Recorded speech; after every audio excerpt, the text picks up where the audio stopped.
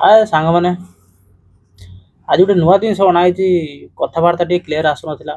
ବହୁତ ଦିନ ଧରି ମୁଁ ଭିଡ଼ିଓ ତ ବନେଇ ଚାଲିଛି, କିନ୍ତୁ କେଉଁଠିରେ କେଉଁଠି ନା କିଛି ଗୋଟେ କମି ରହିଯାଉଛି, ଯାହାଦ୍ୱାରା କି ମୁଁ କିଛି କଥାବାର୍ତ୍ତା ହେଇପାରୁନଥିଲି ଢଙ୍ଗରେ। କି ଯେମିତିକି ଆମର କିଛି କଥା ହେଉଥିବା ସେଥିରେ ନଏଜ୍ ଆସୁଥିବ, ବାହାରର ସେ ସାଁ ପେଁ ପାଁ ଗାଡ଼ି ଘୋଡ଼ା ଯେଉଁ କଥାରେ ଚାଲିଥାଏ। ସେଥିଲାଗି ମୁଁ ବହୁତ ଦିନ ପରେ ମୁଁ ଆଜି ଗୋଟେ ଏଇଟାକୁ ମୁଁ ଅର୍ଡ଼ର କରିଛି। ଏଇଟା ହେଉଛି ଗ୍ରେନାର କମ୍ପାନୀର ଗୋଟେ ଏଇଟା ଆସିଛି। ଆଉ ଏଇଟା ଆଣିକି ମୁଁ ମୋର ଆପଣଙ୍କୁ ଆର କ୍ୱାଲିଟି କ'ଣ ଦେଖେଇଦେବି। ମୁଁ ସେଇ ମାଇକ୍ରେ ହିଁ କଥାବାର୍ତ୍ତା ହେଉଛି। ଆଉ ଆପଣ ଜାଣିପାରୁଥିବେ ଆର କ୍ୱାଲିଟି କେମିତି କ'ଣ ଆସୁଛି, କଥାବାର୍ତ୍ତା କ୍ଲିୟର କେତେ କ'ଣ ଆସୁଛି ଆପଣ ଜାଣିପାରୁଥିବେ। ଏଠି ପଛପଟେ ଗୋଟେ ବଟମ୍ ଅଛି, ଆପଣ ଦେଖିପାରୁଥିବେ ପଛପଟେ ଗୋଟେ ବଟମ୍ ଅଛି, ଦେଖୁଛି ଖାଲି ପଛପଟେ ଗୋଟେ ବଟମ୍ ଅଛି ଦେଖିପାରୁଥିବେ। ଏଇ ବଟମ୍ଟା ଥରେ ପ୍ରେସ୍ କଲେ ଲାଇଟ୍ଟି ଜଳିବ।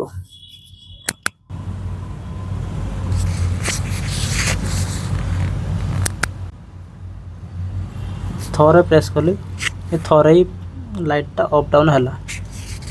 ଏଥିରେ ଜଣାପଡ଼ୁଛି କି ଇଏ ଆମର କେତେ ନଏଜ୍ କ୍ୟାନ୍ସେଲେସନ୍, ମାନେ ବାହାରର ସେନ୍ସାଟା କେତେ ଟାଣି ପାରୁଛି। ଫାଷ୍ଟ ଚାଲିଛି। ଆମେ ଆଉ ସେକେଣ୍ଡଟାକୁ ଟେଷ୍ଟ କରିବା।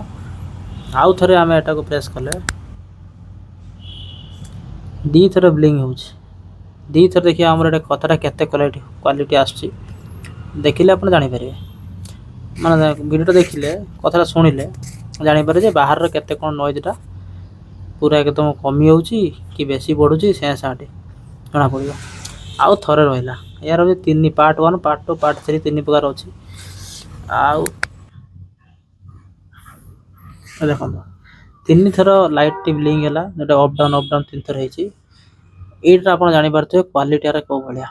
ଏ କଥାଟି ମାନେ ଫାଷ୍ଟ ଥର ସେ କେତେ ଭଲ ଭାବରେ ଶୁଭୁଥିଲା, କଥାଟି କ୍ଲିୟର। ସେକେଣ୍ଡଟା କେତେ କ୍ଲିୟର ଶୁଭୁଥିଲା, ଏ ଥାର୍ଡ଼ଟା କେତେ କ୍ଲିୟର ଶୁଭୁଛି ଆପଣ ଜାଣିପାରୁଥିବେ, ହେଲା କି। ଆଉ ମୁଁ ବି ଜାଣିନାହିଁ, କିନ୍ତୁ ମୁଁ ଆପଣଙ୍କୁ ଯେଉଁ ଭଳିଆ ଦେଖେଇ ପାରିବି ଭିଡ଼ିଓଟା, ସେଭଳିଆ ମୁଁ ବି କହୁଛି।